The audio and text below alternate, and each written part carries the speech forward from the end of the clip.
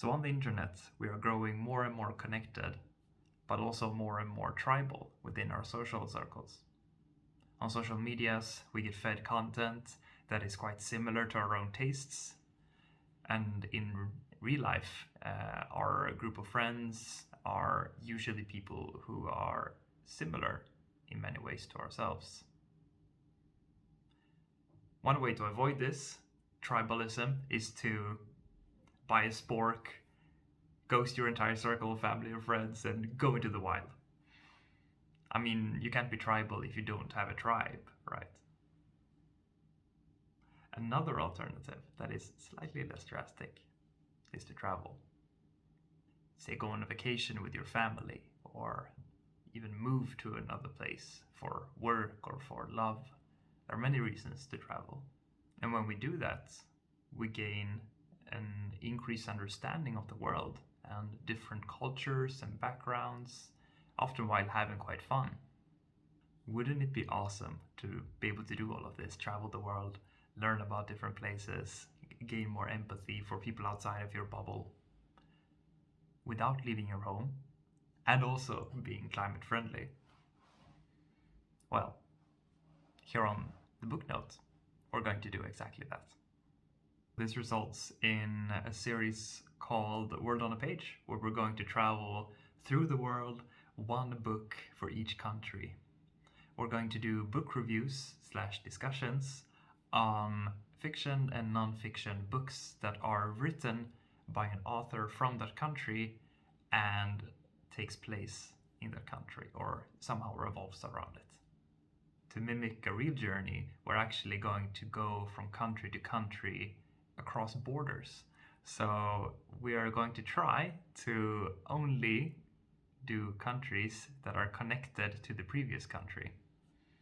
Of course, an exception to this would be if the country is by the sea. So you can travel by the sea, for example, to go from Korea to Japan. And also if we end up in a situation where the country is surrounded by countries I've already covered, then we can do a bit of an exception. But yeah, I think it's going to be a fun little rule to simulate an actual journey around the world. My name is Simon, and I am from Sweden. I love reading books, learning about the world, and music.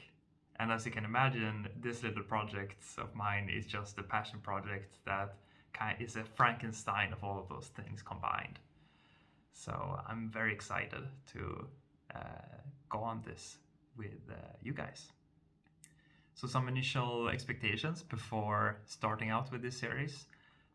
First of all, I understand and I want to communicate that reading one book about the country doesn't represent an entire country and culture, because that's impossible to do, because there are so many nuances to a culture. However, we hope to gain a bit of understanding, or at least a limited nugget of knowledge of that country. Secondly, there are autonomous regions in the world and contested regions that some consider countries and some do not. To simplify for ourselves, we're going to go by the UN list of countries, so current member states on the UN. Third, I will only upload on this channel when I have the time and energy, because this is simply a passion project. And I have one video lined up that I actually have filmed beforehand that starts out in Russia. So that is going to come out. But after that, I don't know when the next video is going to come out. It might be in a few weeks, it might be in a month, it might be a year, it might be never. Next video might be my last. But let's hope not. So yeah, I just want to tell you that I'm going to take this at my own pace, and that I don't want to give off the expectation that it's going to be some sort of regular schedule.